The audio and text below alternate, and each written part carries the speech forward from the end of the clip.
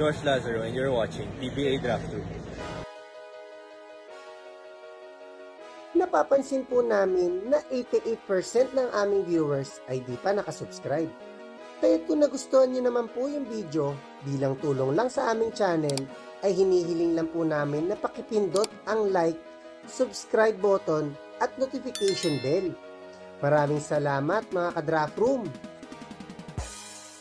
Welcome back po mga ka-Draft Room. Sa last draft ay kitang mababaw lang talaga mga small forward talents. Pero next year for sure ay loaded ito dahil sa ilang sure na sasali na at mga overseas prospects na expiring na ang contract. Sa rank 10 ay 6'5" na si Antonio Sebio. Decent naman ang last 2 seasons niya para sa CSB gamit ang kanya athleticism at outside shooting.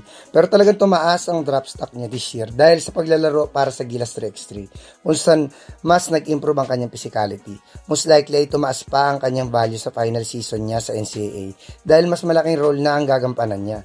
Kung mapagkakampyon niya ang CSB gamit ang kanyang energy play, for sure ay magiging second rounder siya sa next draft.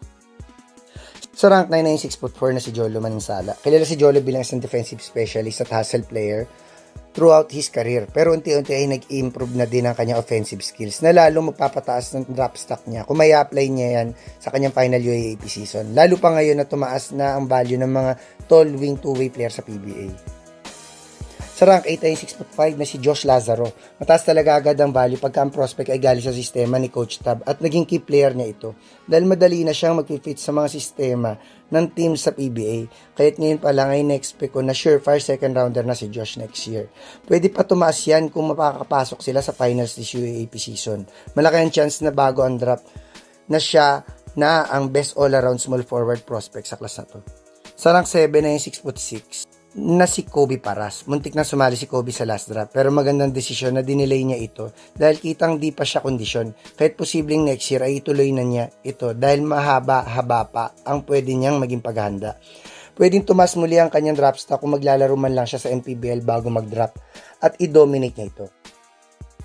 Sa rank 6 ay 6'3" na si Jake Figueroa. Mukhang madami talagang energy players sa next draft. Pero kahit sa dami ng mga two-way prospects sa next draft, tingin ko ay si Figueroa pa din ang pinaka makapagbibigay ng impact gamit ang kanyang hustle at energy. Isa din siya sa may pinakamalakas na upper body strength sa class na to. Kung mag-i-improve pa ang outside shooting niya, ay magiging complete player siya na talagang aabangan ng scout sa next draft. Sa rank 5 ay 6'6" na si DJ Fenner. Kung nahabol ni DJ ang kanyang requirements sa last draft, for sure ay top 5 pick siya. Pero dahil sa pinapakita niyang two-way game sa Jones Cup, para sa SJ most likely ay first rounder pa din siya sa next draft. Need niya lang uli magkaroon ng exposure sa Pinas upang masolidify yung pagiging first rounder next year. Sa rank 4 ay 6'3" na si Justin Gutang. Dahil walang current team sa abroad si Justin nung draft, ay inakala ko nasasali na siya sa last draft. Dahil talagang PBA ready na siya. Pero kung sasali na siya next year, kahit loaded ito ay magiging surefire first rounder pa din siya dahil sa kanyang all-around game at athleticism. Kahit magsabay-sabay ang iba pang overseas prospects next draft, ay hindi basta ma-overshadow si Justin dahil sa kanyang potential ng pang-starter agad sa PBA.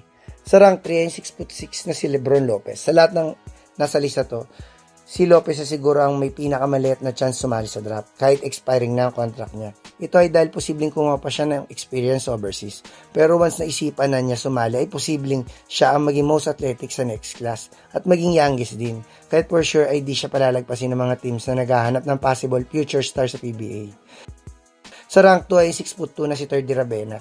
Madami din na nag-aabang kung bigla bang sasali sa last draft si Terdy. Ngunit nag-extend siya ng 1 year sa kanyang EuroLeague team. Pero ngayon na lumapit na siya sa edad na 30, ay malaki na ang chance sumali ng possible franchise player sa PBA. Kahit if sumali na siya next draft, for sure ay nakaabang na gumawa ng trade ang mga contending teams kunin ang elite all-around game ni Terdy na pwede maging go-to guy sa PBA right from the get-go. At ang best small forward natin so far para sa Season 51 draft ay ang 6'5" na si Dwight Ramos maliban kay Kai Soto. Si Dwight na siguro ang matagal nang pinapangarap ang panood ng mga Pinoy fans makita maglaro sa PBA. At dahil nag-announce na siya na posible na siya sumali next year, most likely ay siya na ang top pick kahit maraming elite big man ang pwede din sumali na talagang mga in demand. tingin ko ang elite all-around game niya at talagang high basketball IQ ay sapat na para siya ang maging first overall choice kahit sino pa ang makasabay niya. May possible pa ang ibang elite small forward gaya ni Robin Duncan ay sumali din next year. Pero most likely, karamihan sa mga nasa list na to ay makita natin sumali na next draft. Hanggang sa susunod na lang mga ka-draft room.